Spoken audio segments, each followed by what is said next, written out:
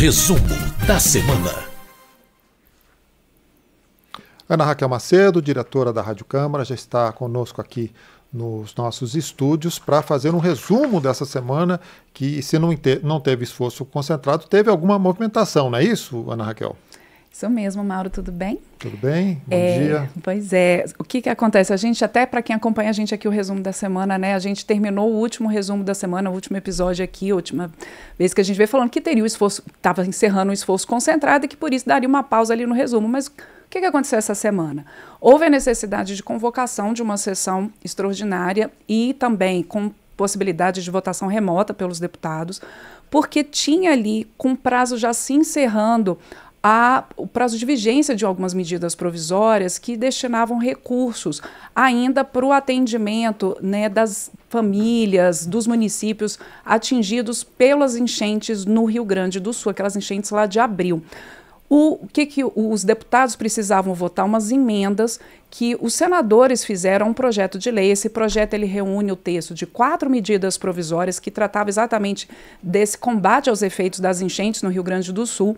E então, esse projeto estava voltando do Senado, precisava ser votado pelos deputados nessa semana para ir à sanção e garantir, então, que esses recursos, a destinação desses recursos não fosse interrompida. Mas o principal desse projeto, além dessa questão dos recursos, também traz uma questão que é a flexibilização da lei de licitações. Essa proposta aprovada, ela permite que a licitação, esse processo, né, de compras públicas, de serviços, também contratação de serviços, que esse processo ele seja dispensado, a licitação seja dispensada em momentos de calamidade pública.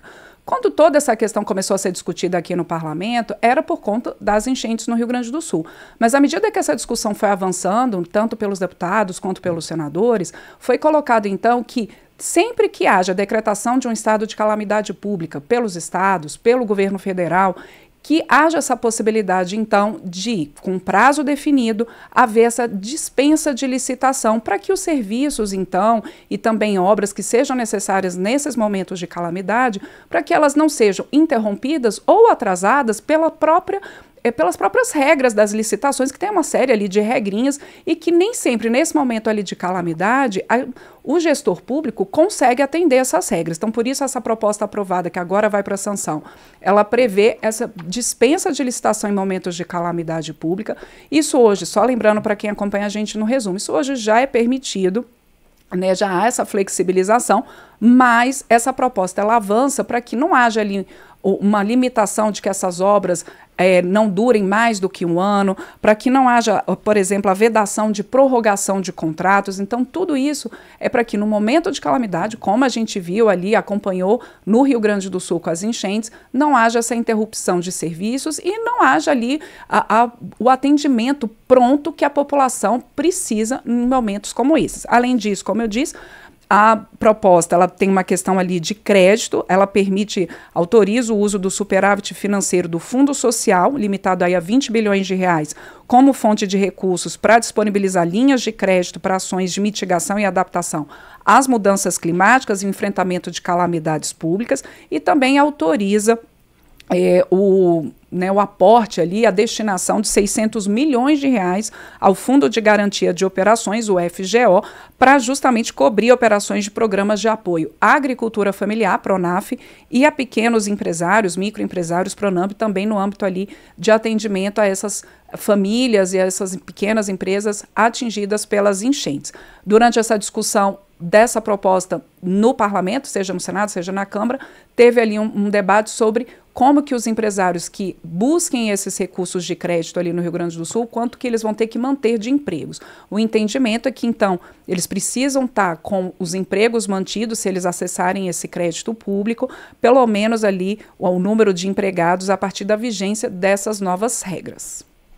Bom, Ana Raquel, as queimadas também motivaram uma reunião com os chefes dos 3 poderes, né? Aqui em Brasília a gente viveu essa semana o incêndio no Parque Nacional, vários relatos, né, de gente que morava na Asa Norte ou próximos ali, de acordar com fumaça dentro de casa e tal. O que foi discutido? Até aulas suspensas em algumas regiões, né? O UNB, a Universidade de Brasília suspendeu, escolas também públicas. O que foi discutido nessa reunião com os chefes dos 3 poderes? Pois é, a gravidade desses incêndios, né, incêndios que afetam a gente vê, a gente que aqui, né, está em Brasília, que afeta largamente a capital federal, mas também outras regiões do país, ali no Pantanal, na Amazônia, a gente tem focos de incêndio por quase todo o país, principalmente nas regiões centro-oeste, norte, também ali parte do nordeste, na região do Cerrado.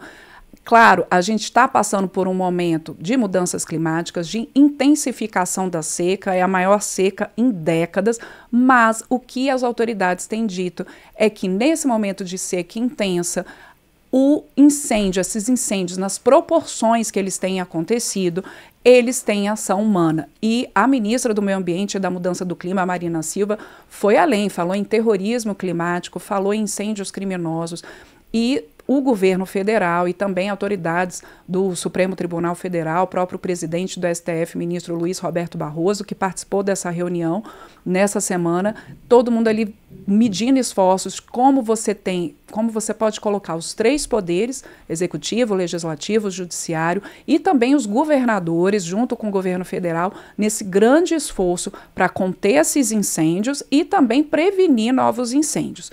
Bom, essa reunião aconteceu então no Palácio do Planalto nessa semana. O presidente da Câmara, Arthur Lira, participou, cobrou mais recursos para o combate aos incêndios criminosos, falou também que é preciso combater essas quadrilhas e o crime organizado, que há relatos, né, de você ter pessoas e vídeos de pessoas colocando fogo propositadamente nessas áreas.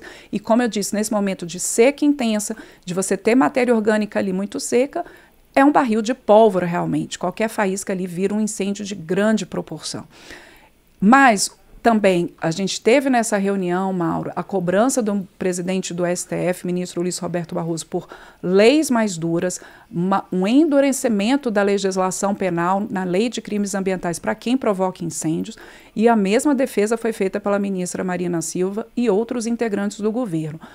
O presidente do Senado, Rodrigo Pacheco, nessa reunião, e o presidente Lira também só alertaram que não necessariamente essa questão do aumento da pena, isso tem que ser analisado de uma forma mais ampla e com bastante cuidado, para que não haja também uma sobrecarga do sistema penal brasileiro. De toda forma, há um entendimento ali de muitas autoridades de que hoje, como a lei de crimes ambientais está posta, que prevê uma pena de 2 a 4 anos mais multa para quem provoca incêndio em áreas florestais, que essa pena é baixa realmente e que muitas vezes no judiciário, por conta até de ser uma pena baixa, ela acaba ela sendo transformada numa pena alternativa. Às vezes até ali uma questão de distribuição de cesta básica. Então, há aí esse entendimento de algumas autoridades e essa discussão sobre o endurecimento das penas para quem coloca fogo em áreas propositadamente e provoca esses incêndios em áreas florestais. Isso está aqui já no Congresso.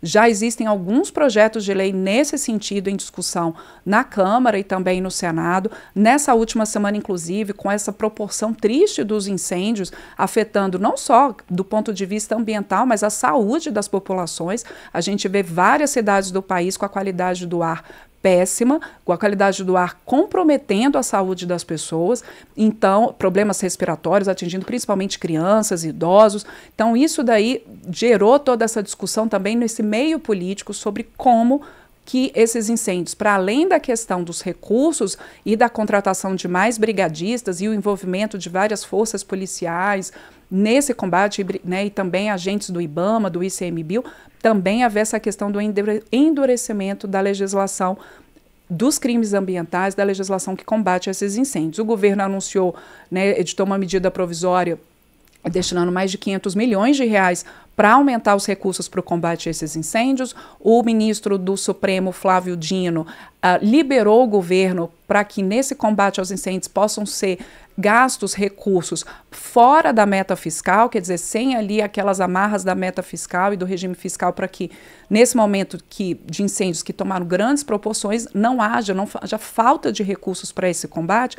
Também contratação de mais brigadistas. Ontem algumas notícias oficiais ali do governo indicavam que no país como um todo cerca de 70% dos incêndios já estavam sendo controlados, mas a gente tem números realmente, Mauro, assustadores. Ali até dia 15 de setembro, dados do Instituto Nacional de Pesquisas Espaciais, o INPE, indicavam que havia mais de 180 mil focos de incêndio esse ano, um aumento de 104% em relação ao ano passado, é o maior número desde 2010. Então, tem toda essa discussão realmente de como combater e prevenir, sabendo que a gente está num cenário de mudanças do clima, que o clima, realmente as temperaturas cada vez mais altas. Lembrando, Mauro, que a gente, na Rádio Câmara e nas nossas emissoras parceiras que utilizam o nosso material, tá com alguns programas especiais tratando dessa questão dos incêndios. A gente tem o Salão Verde, que é o nosso programa de meio ambiente, que fala do voluntariado nesse momento dos incêndios. E a gente tem também, fica o convite, nessa sexta-feira à tarde, com reprise no sábado pela manhã, do programa Feijoada Completa, que tem entre os seus temas também essa questão das queimadas, ouvindo parlamentares e especialistas. Então, é um assunto que mobiliza o parlamento e que a gente está trazendo aí também bastante informação para você que acompanha a gente não ficar sem saber o que está em jogo nesse momento, que é o que afeta também a saúde de todo mundo, né, Mauro? Isso, Ana Raquel, para finalizarmos, vamos ver os destaques nas comissões aqui da Câmara nessa semana?